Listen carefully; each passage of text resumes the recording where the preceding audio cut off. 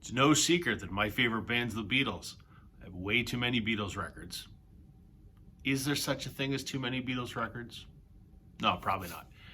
Anyway, it's tag season in the vinyl community. I just did the vinyl community vinyl tag for 2024, as everyone has done.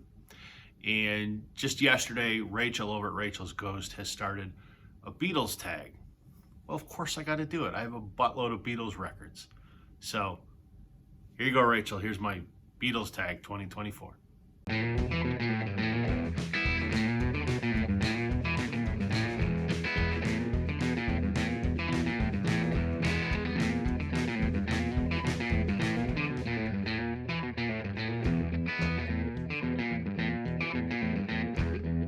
Hey everybody, welcome to Northern Revolutions. I'm Rob. Welcome back if you're returning. Welcome if you're new. Beatles vinyl tag. Similar to the vinyl tag that everyone is used to seeing every January, this new Beatles vinyl tag is kind of the same thing. Bunch of questions revolving around Beatles records. So let's just dive right into it. Question number one. What Beatles album do you own the most of? Sgt. Pepper. That's not all of them. I have my original UK mono first press. See, it's got the Garrett and Lofthouse flip back cover. I should get a stereo one at some point in time, but I'm working on collecting all the UK mono first presses. So then I've got the Canadian mono first press and the Canadian stereo first press because I'm in Canada. Both of these are complete. They have the inner sleeves. They have the cutout inside as well. This is a Canadian mid-70s pressing on the purple Capitol label. This is actually on a kind of like a marble colored vinyl. I picked this up at a garage sale when I was a teenager, starting to collect records for 50 cents. That's what the record looks like. Mobile Fidelity Sound Labs version. 2014 mono remaster. The 2017 50th anniversary. This is the 2 LP one with all of the session stuff on it. 2017 picture disc. Again, the Giles Martin mix. And then the Mammoth 50th anniversary box set, which looks like vinyl, but it's actually CD. They really should have put vinyl in this. And then I have 3 or 4 other versions on CD as well, but I'm not going to show this because I'm a vinyl guy. Number 2, show a Beatles bootleg. I got lots, but I'm going to show this one because it's my favorite. This is the Beatles, the Decca tapes. For those that don't know, the Beatles auditioned for Decca Records in '63, prior to the audition, obviously, at EMI. Did not, Decca passed, and they said, you know, guitar groups are on their way out. Boy, did they miss that one. But as a result of that demo session, there was 15, I believe, studio recordings, and they're fantastic. Parts of these were released on the anthology, but this is the complete Decca tapes, and I love it. I think it's fantastic. Number 3, show the last Beatles record you purchased. That would be this, a collection of Beatles oldies. This is an original UK mono first pressing. Again, you can see the Garrett and Lofthouse flip back covers. Wow, this is a shitty looking cover. This is actually an official release. Parlophone put this out, I believe, before Christmas of '66 because they needed a Beatles record on the shelves at Christmas time. So it's a compilation of singles and B-sides from up to '66. Number 4, show a solo album from your favorite Beatle. I'm going to show a live album as opposed to a studio album, but that's okay. This one here, it's the Plastic Ono Band, live piece in Toronto. This came out, this was recorded actually while the Beatles were still together. It's the first appearance of the Plastic Ono Band. It was, I forget the name of the concert. I'll put it up on the screen. It was like a rock revival show in Toronto, and John threw together a a bunch of musicians, and they rehearsed on the plane for the first time to play this festival. And it was John and Yoko, Eric Clapton, Klaus Voormann on bass, who's the guy that designed the Revolver cover, and Alan White on drums. And the first side is good rock and roll: Blue Suede Shoes, Money, Dizzy Miss Lizzy, Air Blues, Cold Turkey, Give Peace a Chance. And the second side is weird Yoko crap. But I love John. I love the Clapton's on here, even though he's a wanker. And I love that this was in Toronto. Just kind of a unique, it's a Lennon album not a lot of folks think of. Number 5, show a non-US or non-UK Beatles album. Easy. I'm in Canada. I have all Canadian first pressing, stereo and mono of every album. So I'm going to show this. Beatlemania with the Beatles. I've shown it before. This was the Canadian version of With the Beatles. This was the very first Beatles album in North America.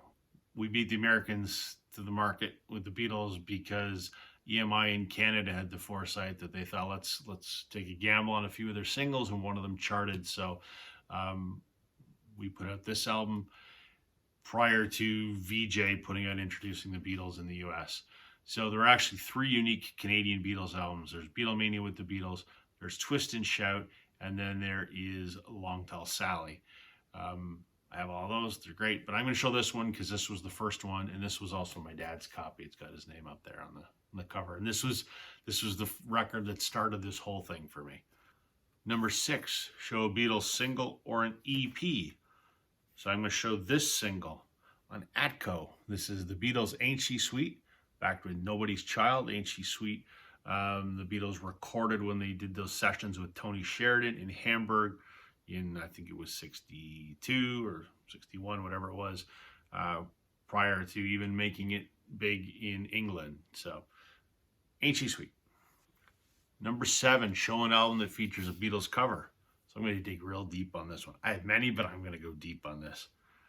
R. Dean Taylor, who most people have never heard of. He was a songwriter from Toronto, I believe. Was a staff writer for, I think, Motown. He had a hit with Indiana Wants Me. People might know that. He also had another big hit with Gotta See Jane. So I actually really enjoy this record. It's called I Think, Therefore I Am. It came out in mid-70s. And on here is a cover of Two of Us, the song from Let It Be. That's a reasonably good job of it. Number 8, show an album where a Beatle guest starred on it. I surprisingly didn't have a lot, to be quite honest, but I do have this one, The Last Waltz by the Band, which Ringo makes an appearance on. Number 9, show a non-album Beatles-related item. I'm gonna show a book. I'm not a voracious reader, but I do have this, which I think is fantastic. This is called The Complete Beatles Chronicles by Mark Lewison. What's interesting about this is he actually goes through and he documents day by day everything that the Beatles did, whether they played a show, whether they were in the studio, what they were working on, and he does their entire career up to 1970. So fantastic resource, especially if you want to know what they were working on in the studio on certain days. This is great. Number 10, show your favorite Giles Martin remix. He did obviously the Love project with his father, and then he did Sgt. Pepper, White Album, Let It Be, and Abbey Road. I'm gonna have to go with Let It Be. Truthfully, I can't tell a lot of the difference between the mixes unless I'm playing them, head to head. Then yeah. But if I were just to put on a mix, I can't tell the difference. My ears aren't good enough for that. I do like how this sound. I liked that in his mix, he, sort of toned down some of the Phil Spector stuff just a tad, which I thought was good. I also thought this was the box set that they did the best job on as a complete box set, which is not the answer to the question, but damn, it's my video, so that's what I'm saying. Number 11, sort of the bonus tag. Shout out a Beatles channel that you love to watch. Well, No brainer. Parlogram. Andrew in Austria, I believe he is where he is located. That is the best channel that there is on the internet, period, hands down, end of conversation. Not only is Andrew, in my mind, the preeminent expert on Beatles records, his videos are absolutely top notch. Nobody does videos pretty much on anything better than Andrew does them. Wealth of knowledge. If you want to know anything about Beatles records, Parlogram is the place to go. He probably has a video on it. I've had the privilege, actually, to be featured in a segment on Parlogram, I don't know, a year, 2 years ago maybe, about some rare Beatles records, which was wonderful. And he's a great guy, and I encourage everyone to check out Parlogram. I will leave a link in the description. That's it for the Beatles tag, everybody. Short and sweet and fun. So if you're a Beatles fan, if you got a lot of Beatles records, jump on this Beatles vinyl tag. Thanks for watching, everybody. We'll catch you on the flip side.